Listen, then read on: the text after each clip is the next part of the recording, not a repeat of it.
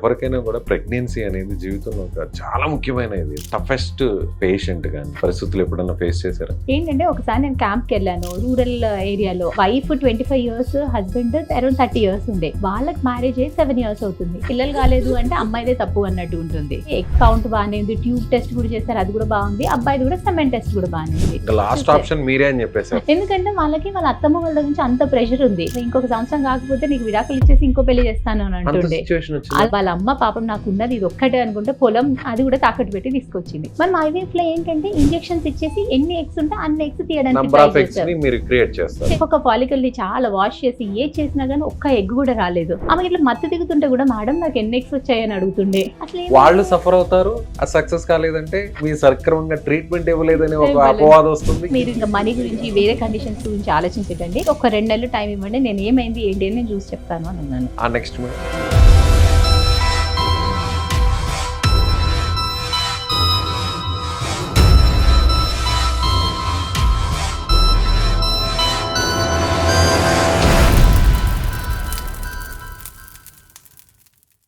మన దేశంలో ఇటీవల జరిపిన అధ్యయనాల ప్రకారం 60 ఏళ్ల వయసు దాటిన వారిలో చాలామంది మోకాళ్ళ సమస్యలతో బాధపడుతున్నారు. అందులో మోకాళ్ళ చిప్పులు అరిగిపోయి చాలామంది సర్జరీకి వెళ్తున్నారు. అయితే సర్జరీయే దిక్కు అనుకునే వారికి ఎపియాన్ పెయిన్ క్లినిక్ ఒక శుభవార్త చెప్పింది. ప్లాస్మా థెరపీ ద్వారా ఈ సమస్యకు చెక్ పెడుతుంది. సో ఇమీడియట్గా ఈ సమస్యతో బాధపడేవారు ఈ కింద నెంబర్కు కాల్ చేయండి. నమస్తే, నేను విజయ్. ప్రస్తుతం మనతో పాటు ప్రముఖ వైద్య నిపుణులు ఫెర్టిలిటీ స్పెషలిస్ట్ పూర్ణిమ గారు ఉన్నారు. మేడంతో మాట్లాడు. నమస్తే మేడం. నమస్తే అండి. మేడం, మీ కెరీర్లో ఒక టఫెస్ట్ కేస్ స్టడీ కానీ ఏదైనా ఒక పెద్ద ఛాలెంజింగ్ ఇష్యూ కానీ దాన్ని క్రాస్ చేసి అలాంటి పరిస్థితులు ఎప్పుడన్నా ఫేస్ చేశారా? ఏంటంటే ఒకసారి నేను క్యాంప్కి వెళ్ళాను రూరల్ ఏరియాలో, అంటే డిస్ట్రిక్ట్ లెవెల్లో. ఒక కపుల్ ఉంది, like wife 25 years, husband around 30 years ఉండే. వాళ్ళకి మ్యారేజ్ అయ్యి 7 years అవుతుంది. యూజువల్గా ఏంటంటే ఫస్ట్ ప్రెగ్నెన్సీ కోసమో అమ్మాయి వాళ్ళ మదర్ తీసుకొస్తుంది.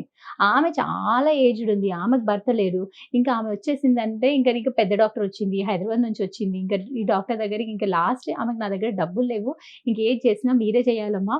ఇంకా ఈమెకి చాలా సార్లు చూపించారు. పెళ్ళై 7-8 years అవుతుంది అప్పటికే. లాస్ట్ ఆప్షన్ మీరే అని చెప్పేసారు.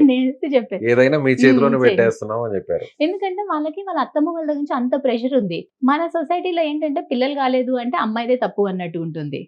మగవాళ్ళది ఏదైనా ప్రాబ్లం ఉన్నా కూడా అమ్మాయిదే ప్రాబ్లం అంటారు. ఆ అమ్మాయి కూడా చిన్నపిల్ల, నీ వల్లనే కావట్లేదు అంటే ఆ అమ్మాయి వాళ్ళ అమ్మ చాలా బాధపడుతుండే. ఇంకా ఇప్పుడు కాకపోతే చూద్దాము, ఇంకొక సంవత్సరం కాకపోతే నీకు విడాకులు ఇచ్చేసి ఇంకో పెళ్లి చేస్తాను అని అంటుండే.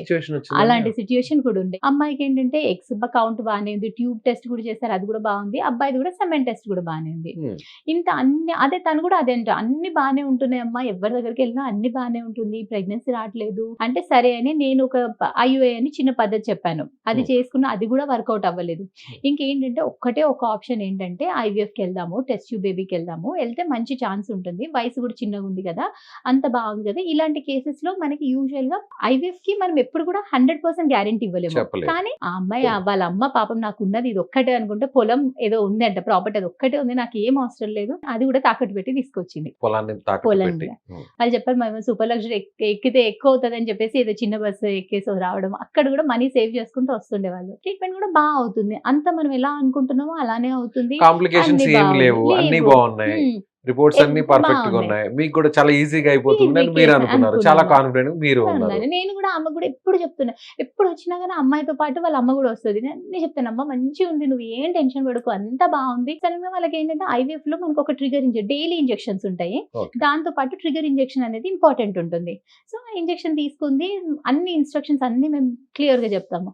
సడన్ గా మనకి పికప్ చేసిన రోజు, పికప్ అంటే ఎగ్స్ బయటకు తీసే రోజు చూస్తే ఫాలికల్స్ అన్ని బాగున్నాయి, చూసి ఒక్క ఎగ్ కూడా రాలేదు. మెయిన్ ఎగ్స్ ఉంటేనే అక్కడ మీరు అది IVF అనేది సక్సెస్ చేయడానికి ఉంటుంది. మన IVF లో మెయిన్ కాన్సెప్ట్ ఏంటంటే ఆడవాళ్ళకి మంత్ కి ఒకటే ఎగ్ రిలీజ్ అవుతుంది, ఒకటే అవుతుంది నార్మల్ గా అయితే. మనం IVF లో ఏంటంటే ఇంజెక్షన్స్ ఇచ్చేసి ఎన్ని ఎగ్స్ ఉంటే అన్ని ఎగ్స్ తీయడానికి చేస్తాము. ఎగ్స్ బయటకు తీసేసి ఒక్కొక్క ఎగ్ ని ఒక్కొక్క స్పర్మ్ ని పట్టుకొని ఇంజెక్ట్ చేసి ఎంబ్రియోస్ బయట తయారు చేస్తాము. ఓకే. అది ఐవీఎఫ్ పద్ధతి. చూసరికి ఎగ్స్ చూసి ఎంతసేపు తీసినా గానీ ఒక్కొక్క ఫాలికల్‌ని చాలా వాష్ చేసి ఏది చేసినా గానీ ఒక్క ఎగ్ గూడా రాలేదు. నేనైతే ఇంక లిటరల్లీ షాక్ అయిపోయాను. ఆ టైంలో నాకేం చేయాలి? ఒక సైడ్ చేశాను, యూరిన్ టెస్ట్ చేశాను. చేసినాక గూడా మళ్ళీ చేశాను. ఇంకసలు వేరే ఆప్షన్ గూడా లేదు. ఇంకో సైడ్ అన్నా బా వస్తుందంటే ఎట్లా చేసినా మొత్తం చేసేసరికి ఉండే. ఆమెకి ఇట్లా మత్తు దిగుతుంటే గూడా మేడం నాకు ఎన్ని ఎగ్స్ వచ్చాయని అడుగుతుండే. మీకేం చెప్పాలో అర్థం చెప్పాలో అర్థం కావట్లేదు. ఏం లేదమ్మా మంచిగా అయిపోయింది. నువ్వు పడుకో అని అప్పటి మట్టుకు చెప్పాను. అసలు వచ్చాక నాకు బయటకొచ్చాక నాకు అరగంట సేపు నేను రూమ్‌లోనే ఉన్నాను. సిస్టర్‌ని డోర్ క్లోజ్ చేయమన్నాను. ఎవరిని పంపించొద్దని అన్నాను. నేను ముందు అందరికి ఒక మాట చెప్తాను. కానీ ఇంత ఫర్మ్‌గా చెప్పను. కొంతమంది యాంటిసిపేటెడ్ ఉంటది. ఛాన్స్ తక్కువ ఉన్న వాళ్ళకి బానే చెప్పేస్తాను. 50-50 అనొచ్చు, 60-40 అనొచ్చు. ఉన్న అనొచ్చు. రేషియన్ ప్రకారం అక్కడున్న చెప్తాను. వాళ్ళకున్న ఇష్యూస్‌ని బట్టి మీరు చెప్తుంటారు. ఏం ఆన్సర్ చేయాలి అదొకటి. తర్వాత అసలు నేనేమన్నా తప్పు చేశానో ఎందుకయింది ఓకే. అదొకటి చూసాను. మళ్ళీ హస్బెండ్ న్యూట్రల్‌గా ఉన్నాడు. ఆయన సపోర్ట్ చేయట్లేదు. నైదర్ ఆమెని సపోర్ట్ కూడా చేయట్లేదు. వాళ్ళు సఫర్ అవుతారు. ఆ సక్సెస్ కాలేదంటే ఆ పెయిన్ మీ మీద పడుతుంది. ఆ పడుతుంది. ఇంపాక్ట్ అంతా మీ వల్లే జరిగింది. మీ సక్రమంగా ట్రీట్మెంట్ ఇవ్వలేదనే ఒక ఇవ్వలేదు. అపవాదం వస్తుంది. ఇవన్నీ మైండ్ లో ఉన్నాయి. మైండ్‌లో ఉంటుంది. ఓకే. సో చెప్పాను ఇట్లా చేసినాను కదా! అదేంటి మేడం అంటే ఆయనకు అది అర్థం కూడా కావట్లేదు. హ్మ్. ఇక మీరు దీని గురించి ఏం టెన్షన్ పడకండి. నేను ఏం చేసి మీకు ఖచ్చితంగా ప్రెగ్నెన్సీ ఇచ్చేసే పంపిస్తాను నేను. ఛాన్సే లేదు. నేనే చేస్తాను. మీరు ఇంక మనీ గురించి వేరే కండిషన్స్ గురించి ఆలోచించకండి. ప్రెగ్నెన్సీ తోటే వెళ్తారు మీరు. నేను చూసి ఒక 2 నెలలు టైం ఇవ్వండి. నేను ఏమైంది ఏంటి అని నేను చూసి చెప్తాను అని అన్నాను. అప్పుడు ధైర్యం చెప్పారు. ధైర్యం చెప్పాను. అష్యూరెన్స్ ఇచ్చారు. ఆ నెక్స్ట్ మేడం. ఆ తర్వాత యాక్చువల్‌గా ఏంటంటే వాళ్ళకి నేను ఇంజెక్షన్స్ చెప్పాను కదా! ట్రిగ్గర్ ఇంజెక్షన్ ఏంటంటే చాలా ఇంపార్టెంట్. వాళ్ళు ఆ ట్రిగ్గర్ ఇంజెక్షన్ మిస్ చేశారు. తర్వాత నేను హిస్టరీ ఫోన్ చేసి అన్నీ ఓకే. కనుక్కున్నాక ఆ ట్రిగ్గర్ ఇంజెక్షన్ అనేది ఆ రోజు ఏంటంటే వాళ్ళ ఫ్యామిలీ మెంబర్స్‌కి ఏదో ఇష్యూ అయిందో, ఏదో యాక్సిడెంట్ అయిందో ఏదో చెప్పారు. అందుకని మేము చెప్పిన టైంకి ఇంజెక్షన్ తీసుకోలేదు. తర్వాత మళ్ళీ పిలిచి ఎక్స్‌ప్లెయిన్ చేసి, కౌన్సిల్ చేసి తర్వాత ఇంకోటి ఇంక లాస్ట్‌కి మళ్ళీ పిలిపించి ఇంకో సైకిల్ చేశాను. సైకిల్ చేసి మళ్ళీ పేషెంట్‌కి దగ్గర ఉండేసి ఇంక లాస్ట్ 2, 3 డేస్ ఇంకా పెట్టేసుకున్నాను. మీరు ఇంకా ఊరికెళ్ళేది లేదు. ఇక్కడే మీ ఉండండి అని దగ్గర చెప్పేసి అలాగే అడ్డు పెట్టేసుకున్నారు. సిస్టర్‌ని పంపించి డైలీ ఇంజెక్షన్స్ ఇప్పించాను.